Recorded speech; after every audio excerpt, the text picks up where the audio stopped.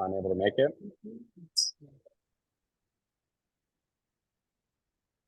All right, so thank you everybody for joining today. It's really humbling to see so many people interested in volunteering and doing humanitarian work around the world.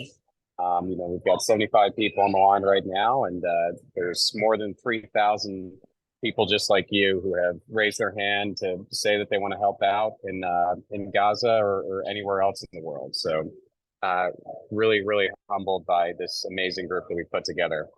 So I'm going to talk a little bit about H1 to start, and how we started doing this work, who H1 is, and then I'm going to pass it off to Team Rubicon. And Team Rubicon is going to share a little bit more about the work that you could do with Team Rubicon, what they look for in candidates to join their team for humanitarian missions. And yeah, so let's dive right in. So let me start with a overview of the team here. So our CEO, Ariel Katz, co-founder of H1, is really the one that started this initiative, who should be on the call today. We're advised by Dr. Rebecca Weintraub.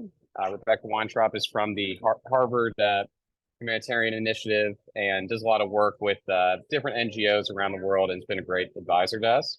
And then we also have myself, Tiago, and Lauren, who are the leaders of this H1 Volunteers Initiative. So H1, we're a global organization in 3 countries with 400 plus employees. And we're basically a tech-enabled recruiting agency for this purposes. But our mission is to connect the world to the right doctors. So we were founded back in 2017. We're a tech company out of New York. And we maintain the largest platform of healthcare professionals around the world. We have more than 10 million healthcare professionals on our platform that we've collected their data and we've curated these profiles. And our main business is actually connecting life sciences companies like Novartis, AbbVie, pharma companies with doctors for clinical trials, or helping pharma companies educate doctors on the latest drugs, information like that. So we have doctors that are coming on our platform, claiming their profile and engaging with pharma companies for clinical trials. And then we also have doctor profiles that we've curated data and collected all this data on over our 6 years as a business. We've raised more than $200 million in VC funding. We've got more than 250 plus customers, and we're used by most of the top life sciences companies.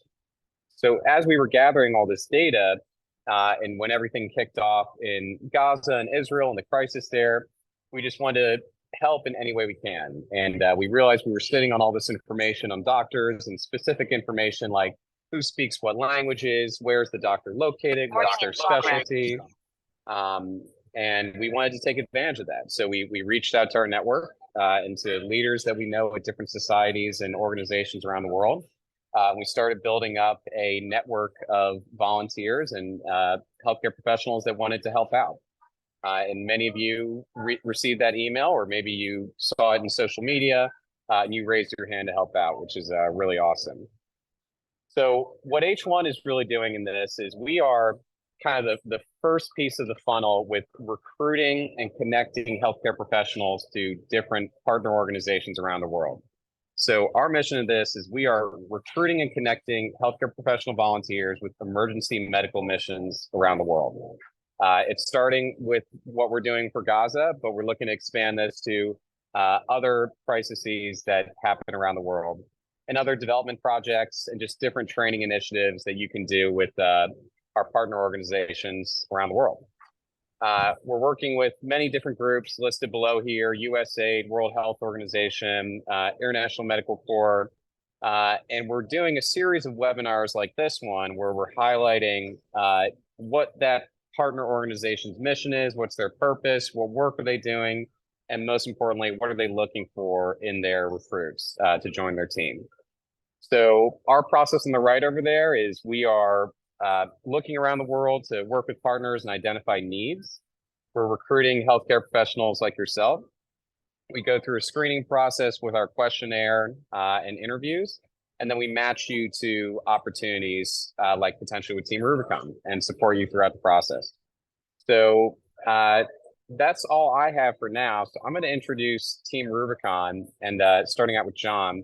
and they're going to share a little bit more about the work that they're doing and what they look for in their HCP volunteers. So, John, I'll turn it over to you. Good morning, everybody. Thanks for joining today. I'm John Nonnemaker. I'm the Deputy Director for Field Leadership and Training. And a big portion of that role is recruiting and retention. It's one of the jobs I take pretty seriously, and really excited to work with H1. I'm going to turn it over to my colleague, Alicia Shields, real quick, and she's going to talk about quickly the history of Team Rubicon, and just to give a kind of a snapshot of kind of some of the things that we've done in 23 to give a good understanding of what we're doing in the world. So with that, Alicia, I'll just share my generic slides if you can talk to those. Sure. Thank you very much. Thank you all for joining today. As John said, I'm Alicia Shields. I am a nurse and I am the International Operations Planner. Prior to being here full-time with Team Rubicon, I was a volunteer gray shirt and have been able to travel all over with TR and serve all over the world, including spending a good part of last year in Poland and Ukraine.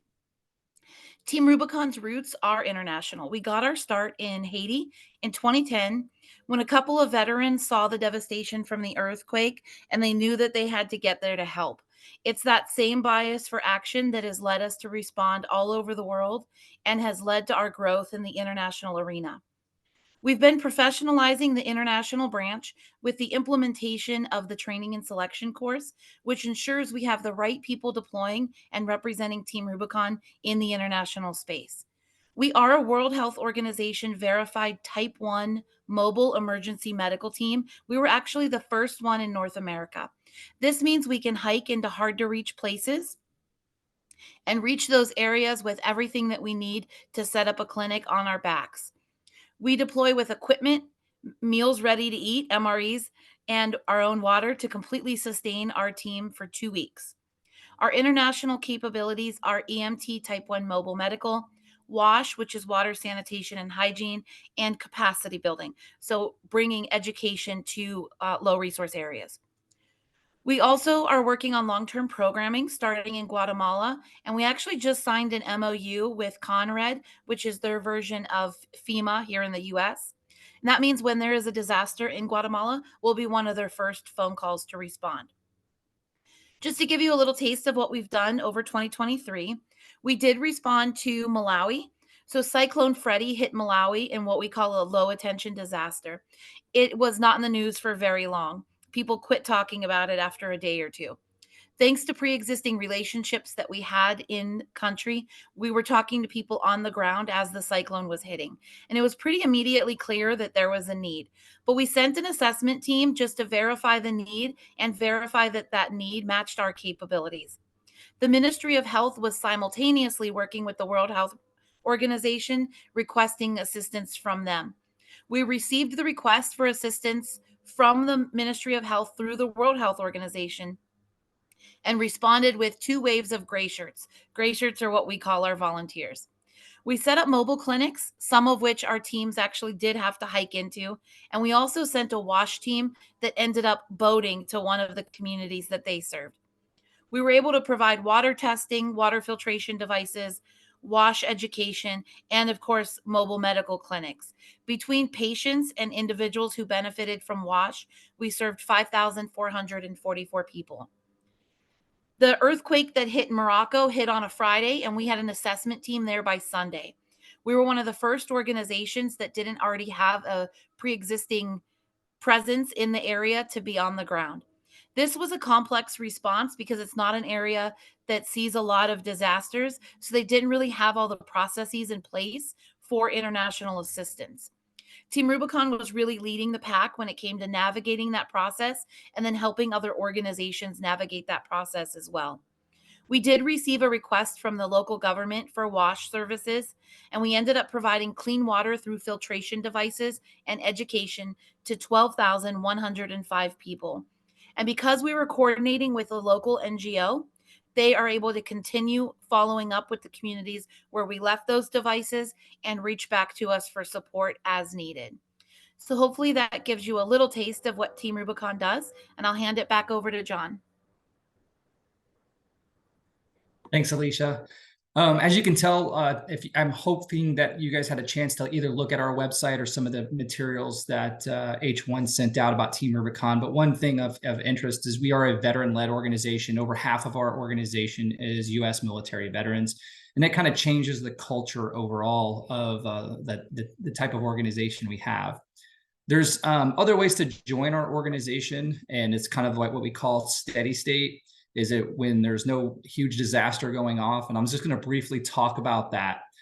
Basically, if the balloon goes up and there's a crisis in, say, Malawi, Morocco, wherever, we first look at what we call a roster. Our roster is made up of about 400 people that we have vetted, trained, and have worked and are familiar with, that understand everything from how our technology works, our EMT Type 1 mobile works, all of those types of details. If you're interested in joining our roster, one thing that we ask you is availability. One of my colleagues is going to give you the website to potentially join Team Rubicon, but what we're looking for are people that have availability and specialized skill sets. And by availability, we're looking for people that can deploy roughly around 3 weeks a year. That's not saying that's going to happen, but we would love for you to at least raise your hand if something does happen, so we have enough doctors, nurses, and so on. If that doesn't happen, I'll talk about that rostering process real quick. Basically, to get rostered, you go through an interview process, cover letter, resume, all of that. Once that happens, you go through pre-deployment training, which you can see on the slide right here, with making sure that you understand everything from how to operate an emergency operations plan, minimum standards of EMT, just a lot of online training. And then we have a series of virtual classes that you attend before you go over everything from how our tech works, our logistics, how we sustain ourselves with WASH. And then Alicia mentioned this earlier, we have a very extensive international training and selection course. So if you haven't been directly rostered by an operation, that means you went on an operation, you did really awesome. We put you on that roster of 400 people. You attend what we call our international training and selection course. I would say it's probably the best EMT training course, in-person course out there. And then you're eventually rostered. Once you're rostered, this means we're investing time and money in you. And that's why I was like, if you go through this process, know just the interview process costs us time and money. So please have that availability. And then we have a series of training to kind of make sure that people stay relevant when they're not deploying. One example is our professional learning series that they go through once a month. And it's just to get all our roster together to talk about current events, problems, tech, new technologies, and so on, to just stay relevant in the space. What we're looking for with H1, and I'll let one of my colleagues go over this, is if we reach out to that roster and we don't have all of the right people. Say, for example, if we get the call to go to Gaza and we need 2 Arabic-speaking nurses that are familiar with trauma, and we don't have that, basically we're scrambling trying to find how to fill that. So with that, I think I'm going to turn it over to Sarah or Noel to talk about our other ways to get rostered. Made it on. Awesome. Hi, everybody. I'm Noelle. I'm calling in from Salt Lake City, Utah. I have a little bit of issue with my VPN. So there are multiple ways to get in, and John has expressed those. I'm kind of in the Ready Reserve lane. The easiest way for the Ready Reserve is that we interview and vet you, and then you will be put on our list. Now, what that is you have to complete all the TR requirements for deployment, and that includes signing up for TR, getting a Team Rubicon number, getting the background check. That's kind of the sticky part, because that can usually take about 3 days. This is really the way. Sorry, I'm getting those updates. Sorry about that. So this is, if you really want to go with us, this is the fastest way that we can deploy you, because you have to have these prior to going on any mission with Team Rubicon.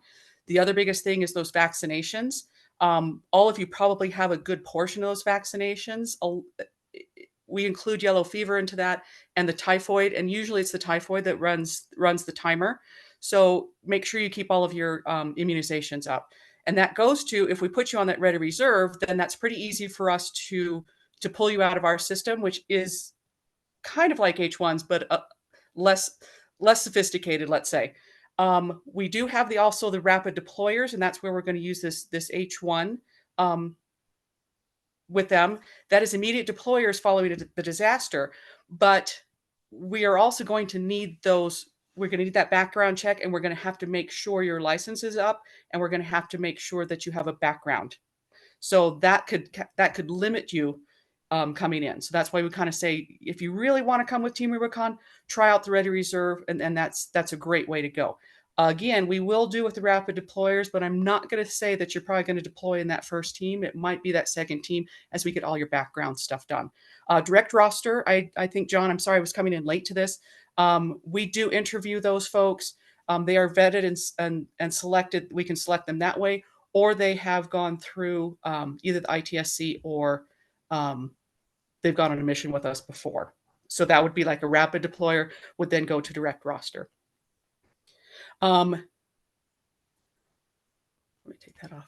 So these are also the other minimum qualifications that you're going to have. We do a modified pack test. This comes out of the Wildland Fire Service out of the United States. They usually do it. It's a 3-mile hike, 45-pound pack. They usually do it in 45 minutes. We allow you to have 60 minutes. You must be currently practicing. And I'm guessing if we're coming from the H1 lane, you do have that because you already have licensure and you're already practicing. Your passport must be valid from 6 months from the date of departure. You're going to have those vaccinations. Again, I'd get those vaccinations online or, in your yellow book and make sure that they're up to date. Again, clear background check. We will pay for that. If you sign up as a Team Rubicon volunteer, we'll go ahead and pay for that. But again, I'm going to say CONUS. In the United States, that's about a 3-day. It might be a little bit more for international folks. And the other biggest thing is you have to live in an environment without electricity, refrigeration, or running water. And that does include electronics to include a CPAP. We can do that domestically, but we don't do that internationally. Okay. Next slide, John. How to become. Okay, so these are the Team Rubicon websites. They're like the whole plethora. If you get into that main website, you can kind of get to any of the other Team Rubicon websites, but you're kind of getting into the weeds at the bottom of the pages. So we've put all of these that are on there. The main one is going to teach you, or is going to show you what Team Rubicon's all about. If you want to sign up and volunteer, that's the volunteer link. Roll call is once you are a member of Team Rubicon, then you can sign into this and you can sign up for operations, things that are happening in your neighborhood, things like that. Team Rubicon International, this is the easiest way to find that, is to just tap onto that one. Open positions for the Team Rubicon International. So if you want to apply for one of the positions that are currently open, that will take you directly to the greenhouse and you can apply from there. Greenhouse is just our application that we use to get people through the system. The other interesting thing is if you really want to learn more about Team Rubicon, there is a Roku documentary. You can click that. It'll take you to the Roku, should take you to the Team Rubicon front page. It's a whole series. It is a free, you can sign in and get a free membership to Roku and then watch that whole. I've heard it's excellent. I'm sorry, I have not seen it. Are there any questions for that? Oh.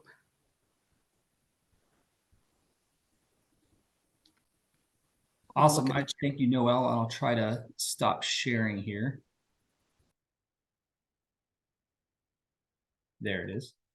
So just to recap what Noel was saying, to kind of sum up what we're looking for. One is if you looked at this, our website or Roku, and you're thinking, wow, I want to be a part of Team Rubicon. I'm 100% in. I have plenty of availability. It'd be our normal process. So that go to the application page, fill out the application. The process is long, but like I said, if we go that route, that means that we are investing our time and our money to bring you onto our roster. So that's option one. Option two would be like, maybe I really like Team Rubicon. If we get the call or something goes out, I'd like to be in that ready reserve so I don't have to worry about pre-screening, all that kind of stuff. And I would be the second roster that's called. That would be applying and getting onto our ready reserve roster. The third option is really what Noel kind of highlighted with H1. It means like, I know what Team Rubicon is. I'm going to put on an IMC shirt, AmeriCare shirt, or whoever sends me. I'll go with veterans, but it's not nothing that I really am specifically looking for. Then we're going to reach out to H1 for those specific needs of our roster gaps. So if we weren't able to fill it with our roster, our ready reserve, and then we're 7 people short for, say, nurses or paramedics that worked in Latin America or so on. That's what we're going to send over to H1. They're going to send out the notifications through their process, and then we would bring you in through a rapid interview process. Hopefully, I think we're working on something where they can do some of that pre-screening for us. With that, I'll stop there and see if there's any specific questions about from me and my team. So, John, I'll just start with a quick question. A lot of the H1 network that's joined is coming from Africa, Middle East, that general geography. Anything that they should think about? Is there any differences in like the recruiting process for those regions of the world? And I know you mentioned before that you're always looking for locals who might be a little bit closer to, you know, where you guys deploy. So if you can just talk a little bit more about that, I think that'd be great. Yeah, there's no difference. We actually have, we've been working with Costa Rica recently to vet our process for recruiting people from other countries. So for example, we have two active gray shirts. They are on our roster. They're all in on and deploying with us, and we can call them if we end up deploying to, say, Gaza and they want to go. They're on our roster. The other thing is we just switched what do we call our background check. So that is the process. It takes a little bit longer because obviously we're scanning the world for our background check. But other than that, there's no difference. It's the same questions. And it's actually one of the parts of our roster we're trying to expand on right now. Hey, John, if I can add to that, we do send credentialing packets through the WHO. So one of the things we would need would be for like your transcripts and your license and diploma to be translated into English.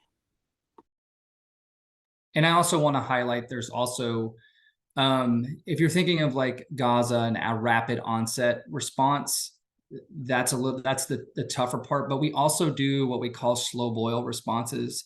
We're doing stuff in Guatemala, Costa Rica that aren't just like, hey, we got to get out the door. But there's a lot of opportunities there as well.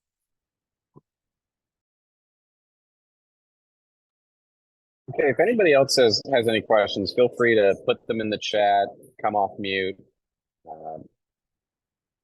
whatever's easy.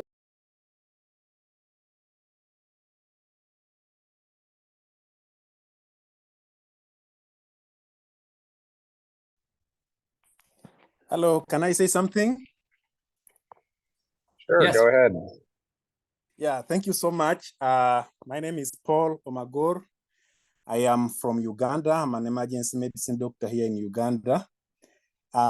One thing that really is impressing me from your presentation is the passion. I think there is so much passion into humanity, and it touches my heart that we take all these initiatives to do things that, you know, touch others. I have 2 questions and relating directly to what you have mentioned. Number one is vaccination.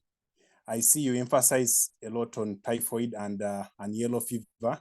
I'm aware there are a number of countries, I think even for Uganda here, that do not highly practice typhoid vaccination.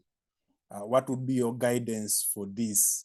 And I think I may share this. This may be shared with some other countries in Africa as well. The second question is about language. This seems to be a major obstacle in our deployments and recruitments. I mean, there are so many people out there who really want to get involved in these programs, these activities, but language is always a limitation in one way or the other. Are there any guidelines that may be clear in terms of, apart from maybe a geographical location or ability to speak the language directly, do you provide any other guideline? Are there any other considerations you put? For example, maybe training, short trainings in language, at least language that will help you to provide services that are required at a particular time. Thank you so much.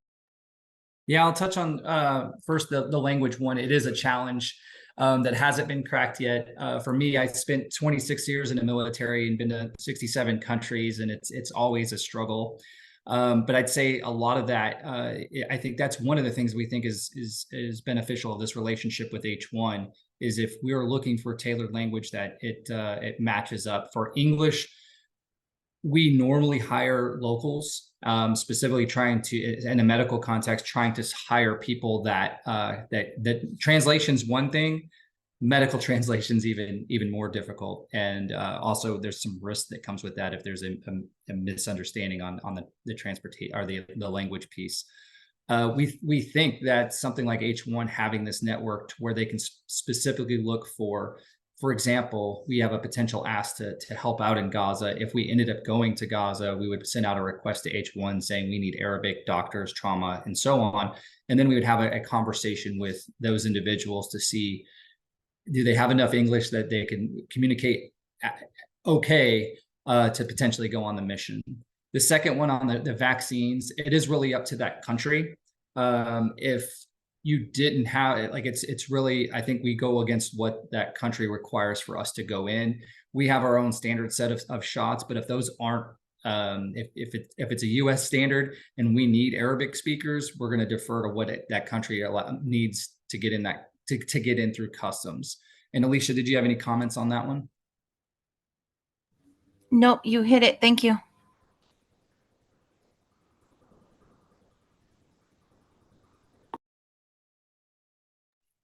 Okay, does anybody else have questions? There was a question of vaccination. Could you make a little bit of clarification in that? Does the organization provide vaccinations for volunteers if the vaccination is not really available in a particular country? I can take that, John. We're not going to pay for vaccinations. That's on each individual volunteer. What we do is we look at what the country is going to require us to have to enter the country, and then those are the vaccinations that everyone's going to be required to have.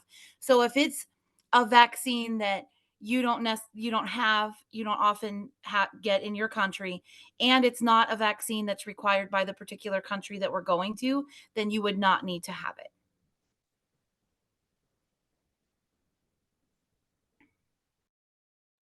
And we haven't dealt with that in the past where, for example, if we would end up going to Gaza and you needed a COVID shot to get into Gaza, for example, I think it could be something that we could give in a reception or staging area if it wasn't required in that specific country, but I don't know if we've provided them in the past.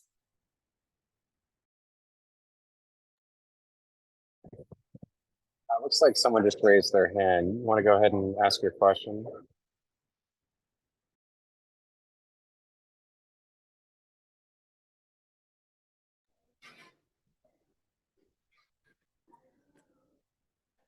Good morning. Sorry, do you hear me?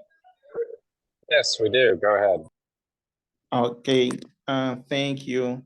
I want to thank you for your presentation. First, my name is Louis Némon Premier. I am an OBGYN. I come from Haiti. It's great to participate with you in this great presentation and know what you are doing and what Team Rubicon is. Thank you so much. Yeah, thank you. Yeah, I will say just one thing specific to Haiti. Team Rubicon has been what we're calling a EMT Type 1 mobile. So we're verified through the World Health Organization. And we were one of the first, I think the 18th overall in the entire world to be verified. What that means is we've been doing this for a long time. So one of the roles we're trying to get more active in, and this isn't necessarily for response, but indirectly help other countries stand up their EMTs to be verified. And Haiti is in that pipeline, probably with about over half of the countries represented here today. We're actually trying to have an informal partnership with PAHO and the Haitian EMT system to help them become verified, hopefully within the next 3 or 4 years. Great. I think it is because I don't know if you are here, sorry, about Paul Farmer, Dr. Paul Farmer, the hospital they built at Mirbara. It's the first hospital which trained EMT doctors in Haiti. We didn't have it first before the earthquake. It's the reason we lose so many people. I was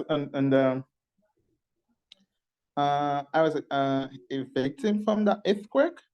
So by God's grace, I take my training in OB/GYN in this hospital, and I started in 2017, and I'm done in 2021.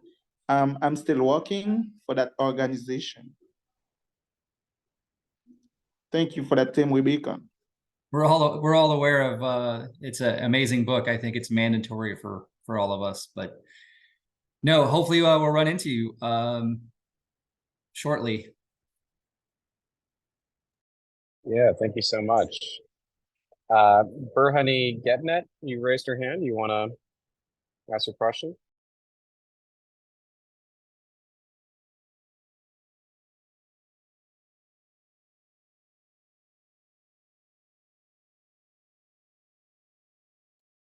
I think you're on mute.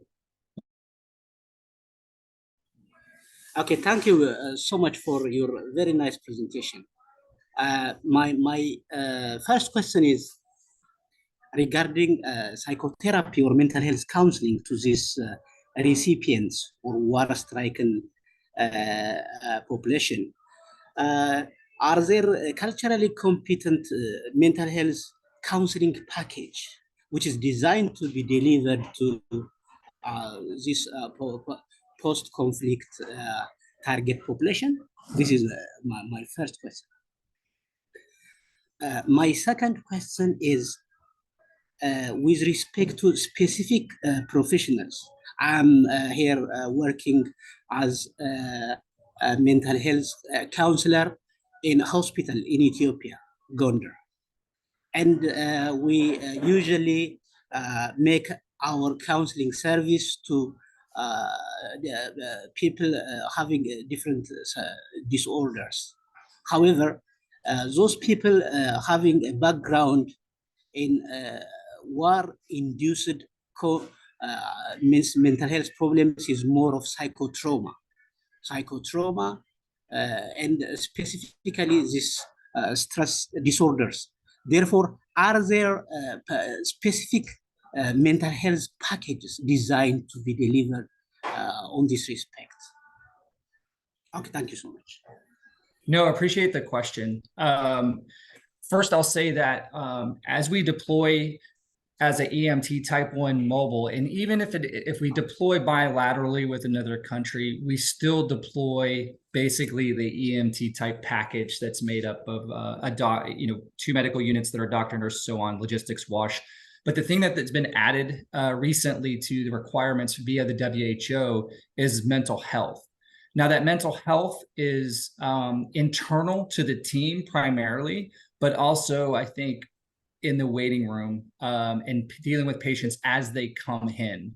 It's not necessarily externally or focusing primarily on mental health because and obviously, in a rapid onset, that's very difficult.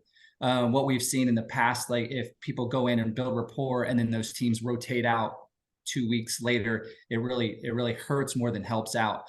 But we do, if you look on our website, we're actually recruiting mental health providers right now. What the packages that we call for mental health is called SABRE. We have a couple mental health specialists on our line, and I don't think that's a common term, but it is the process in which that our team has developed and teaches when they go out. Did I hit both questions? My second question is, what specific specialties required to be deployed for mental health or for psychotherapy in the targeted population? For instance, in the arena of mental health, there is psychology, there is psychiatry, there is counseling psychology, and a bit diverse fields of people having different specialties. Therefore, what is the target specialties that you are seeking for? Thank you. Yeah, Sarah or Noel, could you drop the application link that's on our active website right now? If you're interested, sir, I can link you up, or you could just apply, drop your resume in, and then you'll get an interview. And all the requirements are dropped in that application. But if you searched Team Rubicon international positions, mental health is one that we're actively recruiting on right now.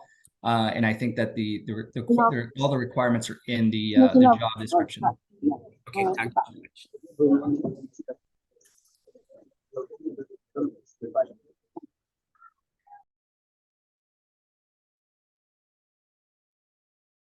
Okay, does anybody else have any questions? Hey, Miles. Yeah, this is Rob Bassett. I'm an emergency physician in the United States. And I just wanted to ask John, I'm a little bit unclear on what the EMT level 1 capabilities are. I'm again, emergency physician and in the Army reserves, and have deployed both with combat support hospitals as well as forward surgical teams and stuff. I know you talked a little bit about the different ranges of specialties that you're recruiting for, but I know sometimes the capabilities are pretty limited, especially if you have to carry all of your equipment on your back to get there. But it almost sounded like you might be recruiting to backfill or supplement local infrastructure. If you're getting subspecialized surgeons to a level 1, in my mind, what a role 1 would be, would not be required that level of care. So are there different missions that you're fulfilling in terms of your medical capabilities? And can you talk a little bit about what the standard scope of practice is at the EMT level 1? Yeah, I'll talk about the why, and then I'll turn it to Alicia to what the EMT is. The why is the EMT structures. Basically, it came, from Haiti, and when search and rescue teams would respond to operations, and for international operations, and a U.S. search and rescue and a UK search and rescue. But when somebody said, "Hey, our search and rescue team is coming," if the U.S. is sending, 50 planes and 32 dogs, and somebody else says, "Hey, we're sending a search and rescue team," and it's, a helicopter, and it's basically standardizing. So when you plug into an international crisis, you're plugging and playing into the local infrastructure. So those EMTs, some of the processes, you're filling a gap, you're plugging in that specific capability into the local infrastructure as the WHO sees fit.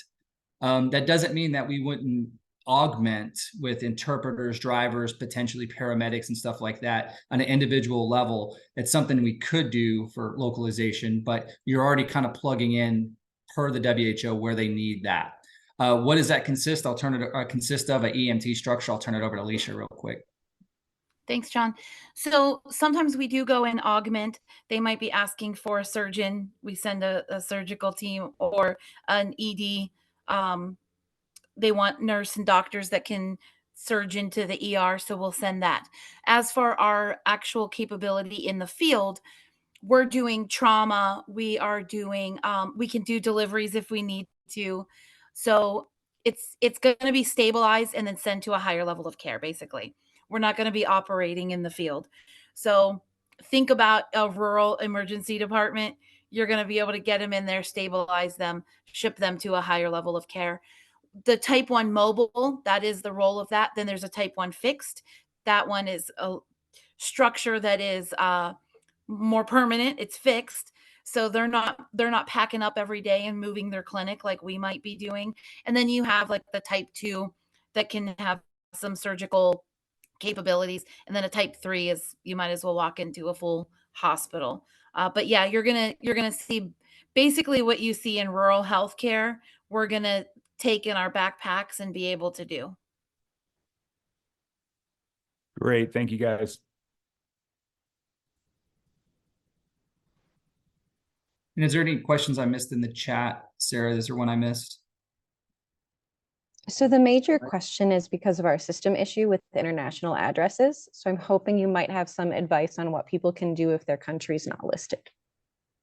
Yeah, so we do have a technical issue right now in our system to join. One is phone numbers. You can't get past the international phone numbers. So I think there's a few workarounds on that. So I think if you email myself or my team, we could work on that. But more, what I'd love to do is work through the H1 system. I'm assuming they don't have those issues. So if they get into the H1 system, I think that there's ways that we can work on just pulling them over with not trying to plug them through our process. That's something we still have to work through, and hopefully one of you will jump up and be our first trial run with that. Yeah, I think we can help with that.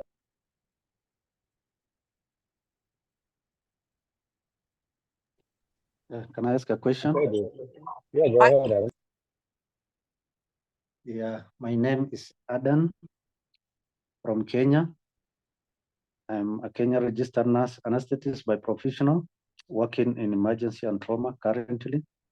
I would like to ask our facilitators, how can we contact or explain ourselves, our availability to suit your needs? For example, we are also working in our place. The time we are available, for example, I can be available in February or January. So does it mean after this, you give us a guideline or an email to have a feedback from the team? Thank you. Yeah, I mean, I think the easy first step is through H1. We're going to send them, and we still have to try this out, is a request. For example, if we need Arabic speaking doctors for January 6th through, say, February 20th, that's the request I think we're going to send to H1, and then they're going to send it out to the entire roster. And that would be the connecting tissue to our organization as a direct reach out on our end. Miles, is that correct?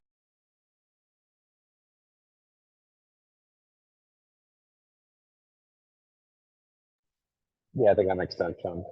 RGM, you've raised your hand. You want to? Hi, my name is Dr. Kumbo. Okay, I've been to a couple of war zone places, remote places. I just wanted to find out, are you going to run courses before deployment? Because I've been, like, my last mission was in Kabul, and it's very distressing because most people think, they go there not prepared emotionally, psychologically. Are you guys going to run little courses, like the UN's got the Be Safe courses, where someone has a rough idea of how it is like being on the battlefield? Because, the least you need is having a medical team that then starts having mental health issues. Because in war, it's totally different. Like most of these type of wars, Middle East kind of wars, they're very, very lethal and brutal. Yeah, we and specifically me put a lot of time and effort into our recruiting process. And with that recruiting process, it's really into 3 categories: recruiting people that can go to Guatemala to teach BEC training in a very low level, low risk environment.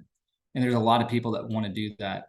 Then ones for rapid onset disasters that are, they're austere environments. They're walking, need to be probably physically fit to do those types of operations and be willing to eat 1 or 2 MREs a day and be okay. The third category of which you're talking about is even more intensive. One, we look for people. What's good about our organization is it's made up of a lot of combat veterans.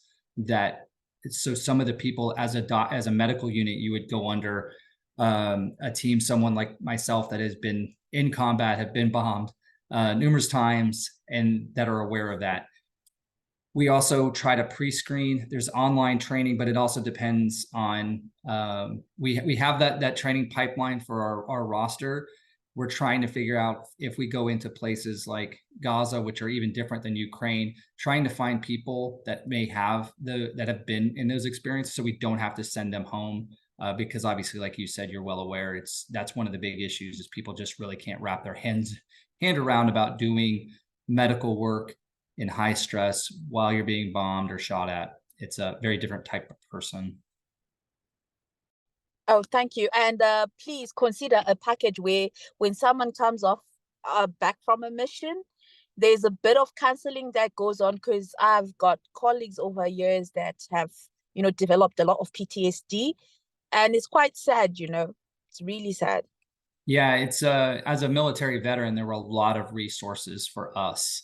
There's not a lot of resources for the humanitarian team. For us, we have a contract with ISOS. Some of you may be familiar with it. And it gives everybody 5 mental health counseling sessions after they return. And I think if they need more, it's just an ask, but we do provide that. And then we also have mental health on our team, and psychological first aid is one of the required courses before they deploy for just-in-time training. Also, be safe is a requirement, as well as we're looking at trying to come up with a virtual heat course for those who can't go into the actual high intensity training course. Thank you. I think that's all I had to ask on my end.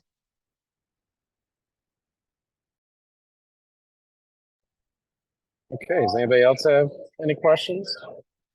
We do have some more questions from the chat, John. There is Dr. Birhanu from Ethiopia has 2 questions. One is, how is the chance of being selected for non-Arabic speakers? And 2, what are the responsibilities of the organization for the volunteer? Yeah, great question. So one, the Gaza is just the example I'm using today, but we had the same thing for Malawi, Morocco, making sure we have people with specialized skill sets. So it's disaster dependent or complex emergency dependent on what that specific need is. More often than not, it's emergency medical doctors, trauma doctors, and nurses. Sometimes we want to go heavy on paramedics. And then we also make sure that we do a gender balance for the majority of most countries, obviously, because care is normally 50-50. So it really boils down to what the need is. And then once we ask our roster and they raise their hand, we don't know if that's going to be, well, in the United States, you have the Christmas holiday happening right now. In other countries, that may not be something that impacts how many people raise their hand. So there's really, as a volunteer organization, you just throw out the ask, you see what comes back, and then you try to fill those gaps on what the needs assessment says we need. John, do you want me to answer that second one about some of the things we do, our responsibility to the team? Yeah. So we take safety and security of the team very seriously. We often have a security focal point on the ground.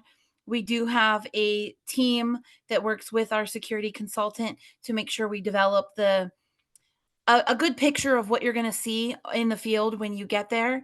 And then when you're in the field, we actually have an overwatch team. That's part of my team. And we 24/7 are watching the team's every movement. So we have redundancy in place. So we will track you by Garmin as well as Life 360, so that we have satellite as well as cellular tracking.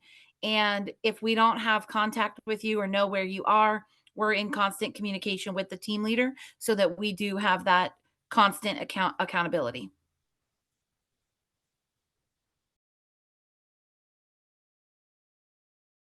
Thank you, Alicia.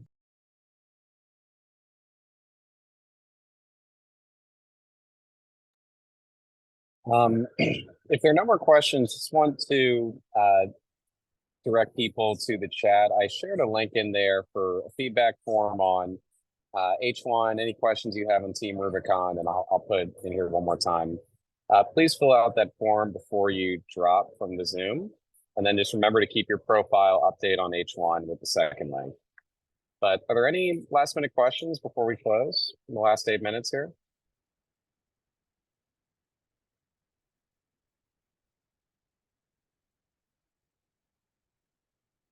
A few more, okay. Go ahead, George. Let's start with George Weir. Hello, everyone. Thank you, Hi. the team, for the good presentation. I'm George Weir, Critical Care from Kenya. I just wanted to inquire, how do you deal with the issue of licensing does it have any concerns while deploying worldwide? Thank you. Yeah, Alicia, do you want to take that one? It is Sure. challenging. So as far as I'm assuming you're talking about medical license. So we do submit a credentialing packet to WHO, which then goes to that country's Ministry of Health to review. We know in advance exactly what we need, and we put that packet together for them all in one PDF. So it's exactly what they've asked for. Like I mentioned before, if you were on, maybe you were not, we do want everything to be translated into English because that's how they're going to request everything. So once we get that packet, it's going to be your license, transcripts, passport, all of that information, a copy of your diploma, all of that would get sent in. Some countries ask for a letter from your board saying that you're in good standing. That's very difficult, I know, in the US to get. So we have a workaround in place for that, where we're able to write that letter, and most MOHs have accepted that so far. But yeah, credentialing tends to be what takes us the longest to get approved. Most countries that we've worked in, they will allow us to start working as long as the packet is submitted, even if it's not been fully reviewed yet. Thank you very much for that. I appreciate it.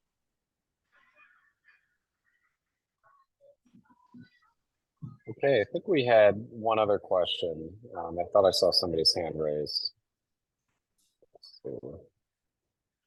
And I'll also highlight that language is a huge gap for our organization. And if you're a nurse that speaks French and then you're on our ready reserve or something like that, there's nothing saying that we wouldn't love to have you come and help out with logistics or liaison or translating along those lines. We really love working with people that are known quantities in these. So even if you're a doctor, but you also speak another language that we're short on, that's also a way to get involved. Great. And I know there was a question in the chat on the country not being available in the Team Rubicon form, but I believe John mentioned that as long as you're registered with H1, we can pass that information off to Team Rubicon.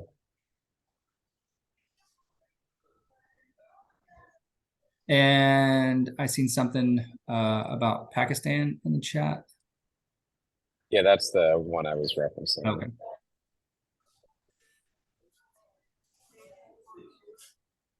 Any other questions? And on the heat training, Be Safe training is free. You can Google that. It's actually a pretty good training. Heat training, normally the in-person courses are not free. We don't host one right now. We're looking at developing that in a few years.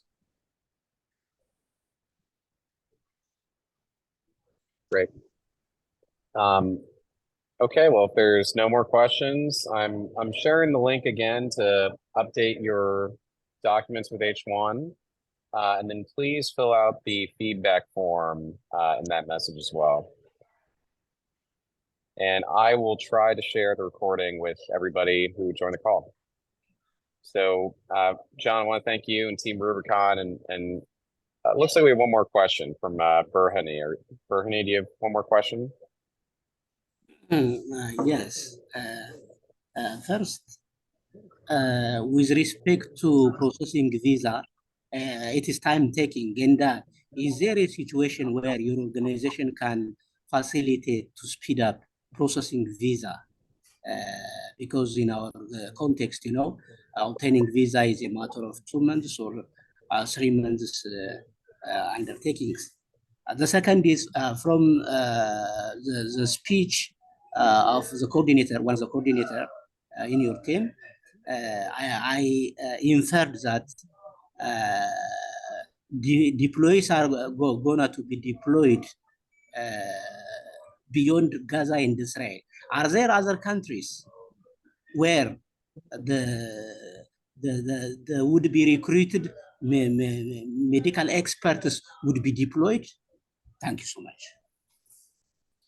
John, I can take the visa one and then I got to drop.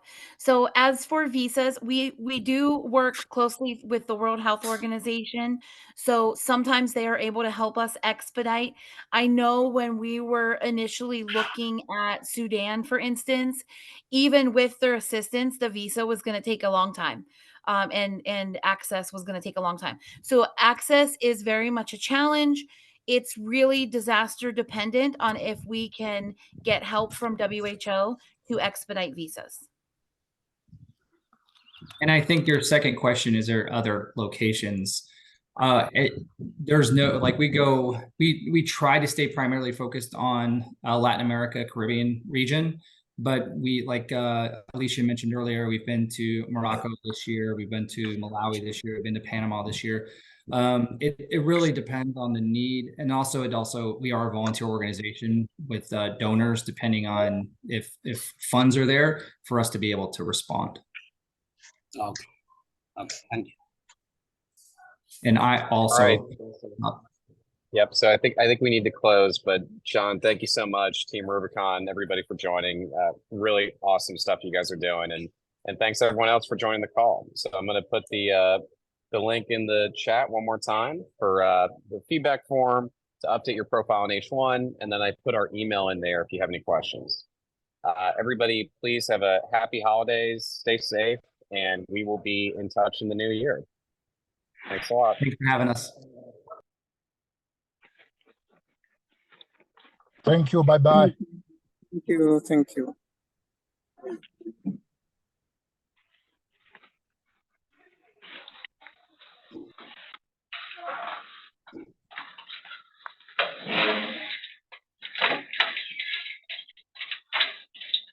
Thank you very much. Thank you, everybody. Thank you.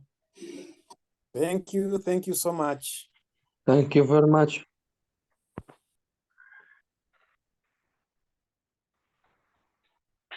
Thank you.